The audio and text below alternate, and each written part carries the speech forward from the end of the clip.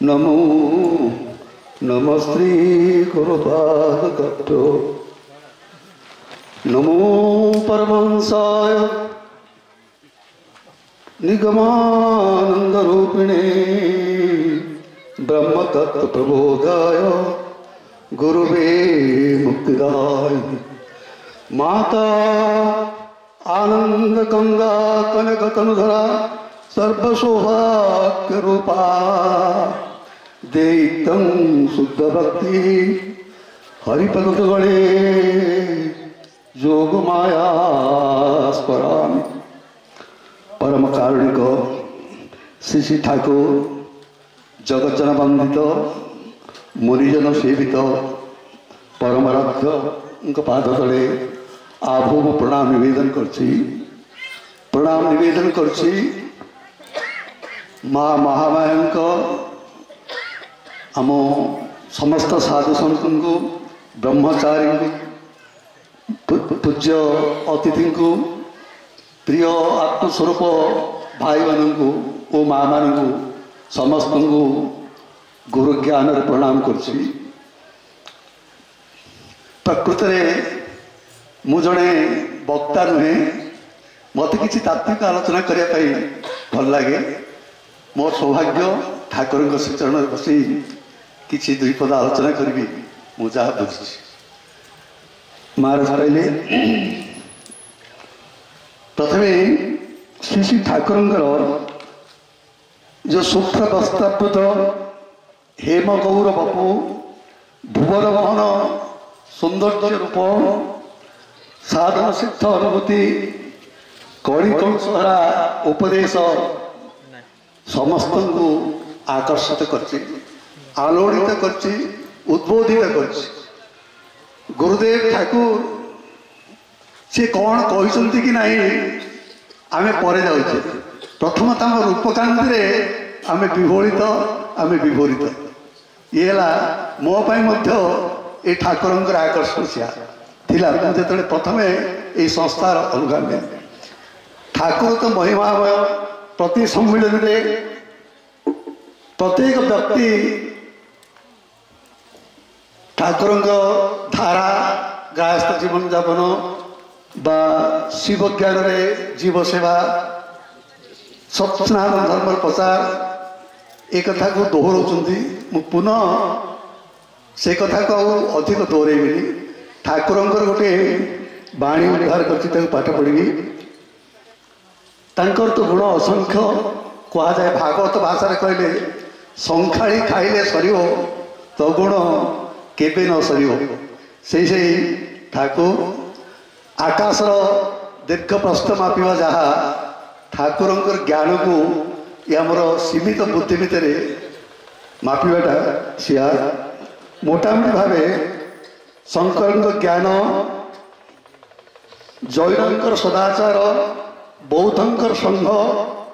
अवधूतर उदारता चैतन्यंकर महाभाव ये सबुर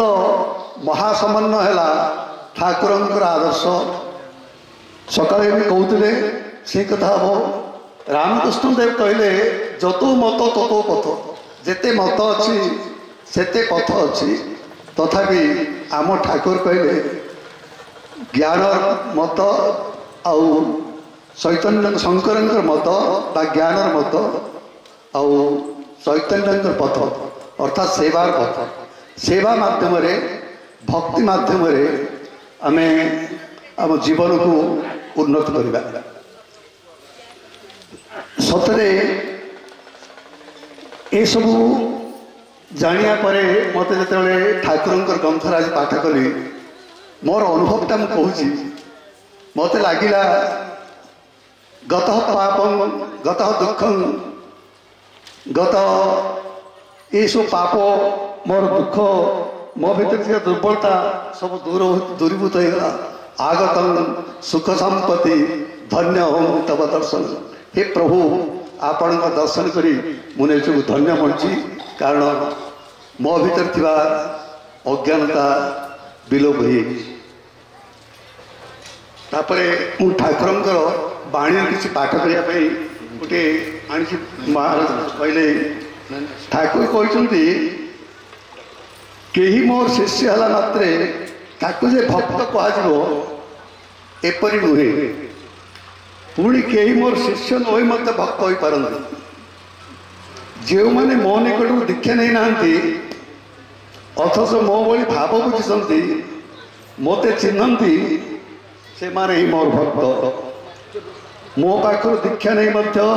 जेते बेले जाए कहार से भाव न फुटी मुझे भक्त बोली मन करना मो शिष्य मध्य एपरी जड़े दुई जन अच्छा जो मैंने कि एत दिन है सम्मिलन को आसती ना से माने कहते ठाकुर यही सम्मिलनी नामटा बदल शिष्य सम्मिलन देले आमे जीवु ना कारण आमे ठाकुर शिष्य हो पार्छ सीना भक्त हो पारना भक्त मान मो प्राण किपरि उन्मुख थाए ता तुम मैंने किपरि बुझिव दिने श्रीकृष्ण विदुरंग घर को जाइए पहुँचा मात्रे भोक करी खाया मागिले विदुरंग पत्नी से ओदा लुगा बदलुले श्रीकृष्ण आर्थिक कथा शुणी लुगा पाल्टिया कथा भूलीगले और उलग्न अवस्था घर को जाई किछि न पाई केतोड़ी कदली आनी खाया देले भाव विवल अवस्था बाह्यज्ञान शून्य हो कदली छड़े चोपातक कृष्ण को दे कदलीटी को फिंगी देते श्रीकृष्ण मत चोपा को खाई ए समय नारद आस पहुँची ए दृश्य देखी कृष्ण को कहले प्रभु देला लोक भाव विभोर हो देखिपार ना किंतु खाइबा लोकटी कौन देखिपारुनी एक कथा शुणी भगवान कहले नारद तुम्हें निजे भक्त भक्त प्राण किपरि जानिछ भक्त भगवान पाइले किपरि आत्मरा हो जाए ताहा भी जानिछ किंतु भगवान प्राण जे भक्तन को देखिले किपरि हुए तुम्हें चाह जानिना भक्तन को देखिले मु मध्य आत्मरा हुए एवं मोर बाह्य ज्ञान लोप पाए ठीक सही परी तुम मान ठाकुर कहते ठीक सही परी तुम मान मो प्राण जे किपरि थाए ता श्रीकृष्ण के उक्ति बुझीपर जो भक्त मान मो प्राण सब अस्थिर थाए तुम माने साधन भजन किसी कर 60,000 वर्ष तपस्या कर जो मैंने सिद्धि लाभ कर शरीर उहुंका हो सत्य संधान पाई ना से तुलन में तुम शक्ति केते आयु बा केते तेणु कहूँ तुम मैंने सब छाड़ी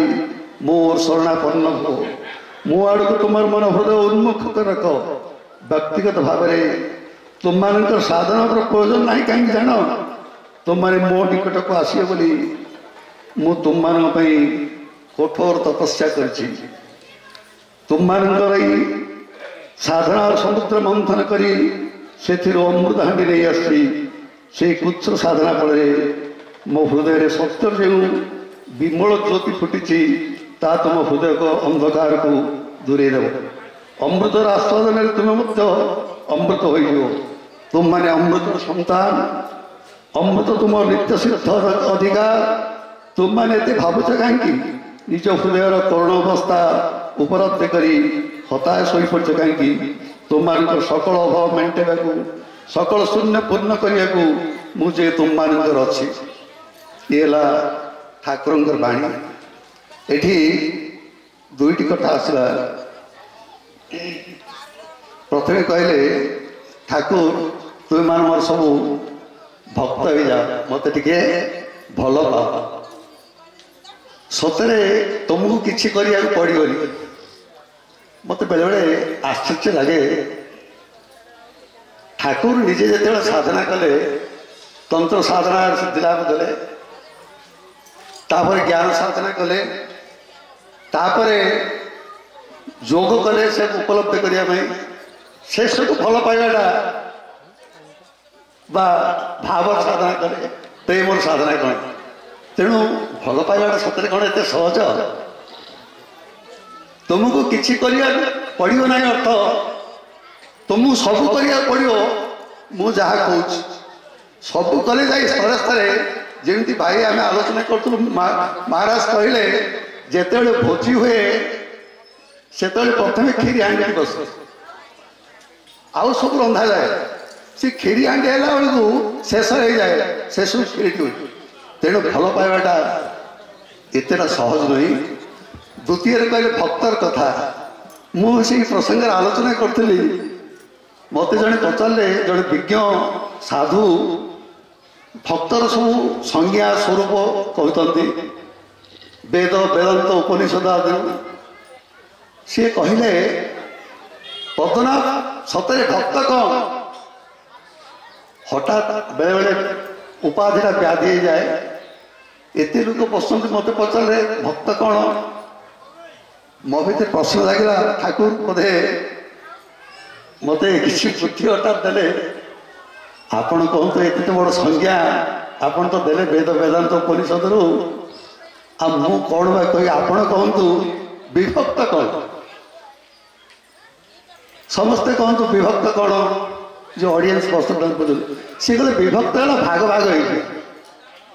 समस्ते आपण अलग मु अलग सी अलग जदि समस्त जो एका विभक्त जी तार विपरीत भक्तर विपरीत है विभक्त मो भाव तेणु आम जब एक भावा समस्त आत्मा को आम निजर आत्मा बोली अनुभव करवा ना कौन प्रत्येक भितर ठाकुर कहले महाराज कहले गृहस्थ जीवन यापन कर गृहस्थ ठाकुर किसी कहूँ कहीं